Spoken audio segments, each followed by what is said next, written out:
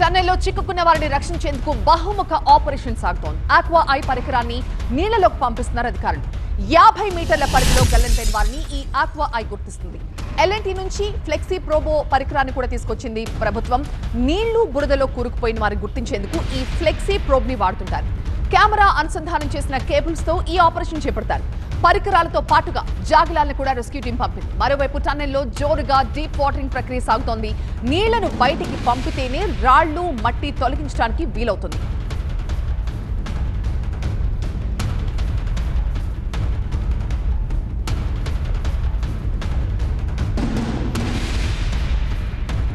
అసలు టన్నెల్లో పరిస్థితి ఏంటి? ఎక్కడి వరకు నీళ్లు చేరాయి? రెస్క్యూ సిబ్బంది ఎలా పనిచేస్తున్నారు అనే విషయాన్ని మా సీనియర్ న్యూస్ ప్రెజెంటర్ పృథ్వీ మీకు వివరంగా చెప్తారు.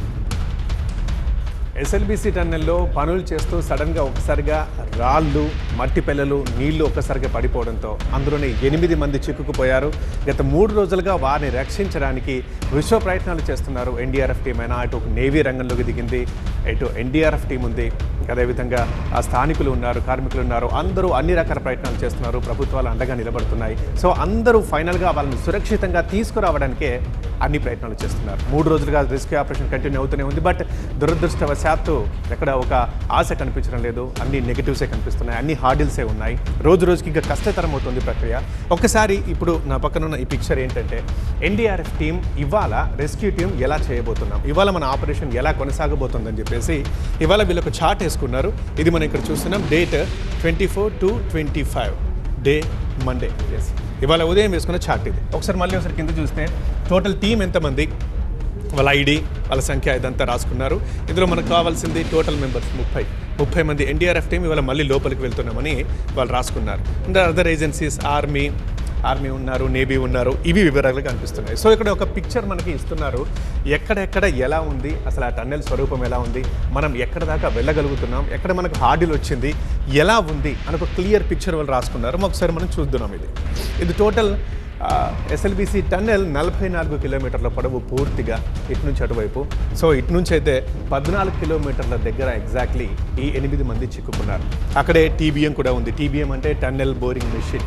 ఈ మెషిన్ని తీసుకునే వాళ్ళు అక్కడికి వెళ్ళారు. అంటే డ్రిల్ చేసేది ఇదే మెషిన్. సో ఈ మెషిన్తో పాటు 8 మంది చిక్కుకున్నారు. ఆ మెషిన్లోనే చిక్కుకున్నారా, ఆ మెషిన్ పక్కన చిక్కుకున్నారా, ఆ గోడల దగ్గర ఉన్నారా, ఇంకా అది పూర్తి వివరాలు మనకు తెలియాల్సి ఉంది.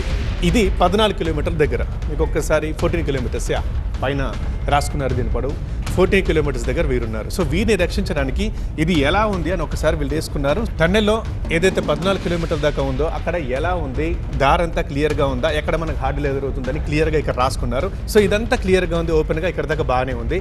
ఎక్కడైతే హార్డిల్ ఎదురైందో ఒకసారి చూడండి. ఇక్కడ 2.26 కిలోమీటర్స్ ఇక్కడ వాటర్ ఆన్ ట్రాక్ అని రాసుకున్నారు. Water on track. సో అక్కడ మొత్తం నీళ్లు ఉన్నాయి. అండ్ తర్వాత 600 మీటర్లు ఇక్కడ నీళ్లు అండ్ మట్టి పిల్లలు కూడా ఉన్నాయి. అండ్ ఈ 50 మీటర్స్ దగ్గర, ఈ 50 మీటర్స్ దగ్గర కూడా ఇంకా హార్డిల్స్ ఉన్నాయని రాసుకున్నారు. కొంచెం ఇక్కడ మనం చూస్తే టీబీఎం బ్రేకప్, ఇంతకుముందు అన్నాం కదా టన్నెల్ బోరింగ్ మిషన్, ఆ వీళ్ళు తీసుకెళ్లిన మిషన్ ఇక్కడ బ్రేక్ అయింది. ఇంకా తర్వాత ఇంకా డేంజరస్ సిచ్యువేషన్ ఇది. టోటల్ 40 మీటర్స్ ఇక్కడ వీళ్ళు ఉన్నారు. ఈ 40 మీటర్స్ దగ్గరనే మెషిన్ ఉంది, అక్కడే 8 మంది చిక్కుకుని ఉన్నారు.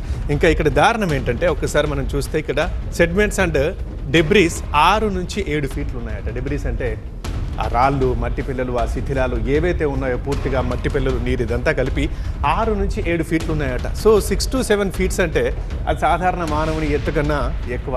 సో ఆ టైం అక్కడ ఆల్రెడీ చిక్కుకుని ఉన్నారు. వాళ్ళ మీద ఇంత పెద్ద ఎత్తున రాళ్ల కుప్పలు, శిథిలాలు ఉన్నాయంటే ఇక అక్కడ పరిస్థితి ఎంత డేంజర్గా ఉందో మనం ఊహించుకోవచ్చు. ఇది ఇక్కడ మనం చెప్పారు. సో ఇక్కడ మనం క్లియర్గా అర్థం చేసుకోలేదు ఏంటంటే 11 కిలోమీటర్స్ వరకు అంతా సేఫ్గా ఉంది. అక్కడి నుంచి వీళ్ళకు హార్డిల్ ఎదురవుతుంది. బట్ నిన్న మనం చూసాం, ఇవాళకి 3వ రోజు, నిన్న మనం చూసాం 13.5 కిలోమీటర్ల దాకా ఎన్డీఆర్ఎఫ్ టీం వెళ్ళగలిగింది. బట్ మరి ఇవాళ చూస్తే 11 కిలోమీటర్స్ దాకానే వెళ్ళగలుగుతుంది. ఇక్కడ హార్డిల్ అని చెప్తుంది. అంటే దాని అర్థం ఏంటి? ఆ రాళ్ళు కావచ్చు, నీళ్లు కావచ్చు, బురద కావచ్చు, రోజు రోజుకి, నిమిషానికి, గంటకి, రోజు రోజుకి పెరిగిపోతుంది.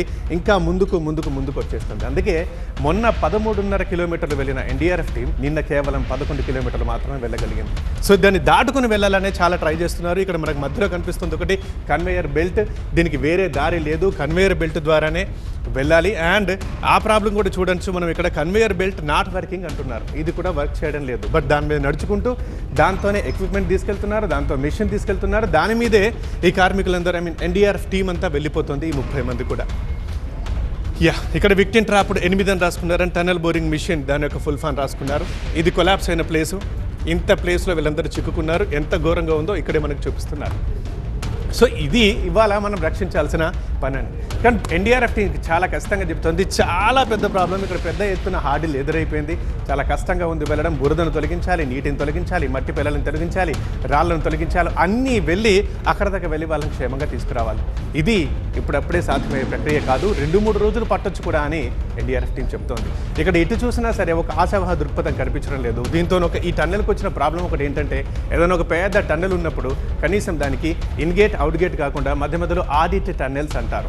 ఎస్కేప్ వేల్ అని మనం ఈజీగా చెప్పుకోవచ్చు. అంటే ఒక 3-4 కిలోమీటర్లకు ఒకసారి ఎక్కడో ఒక దారి ఉంటుంది. అక్కడ నుంచి లోపలికి వెళ్ళొచ్చు, అక్కడ నుంచి బయటికి రావచ్చు కూడా.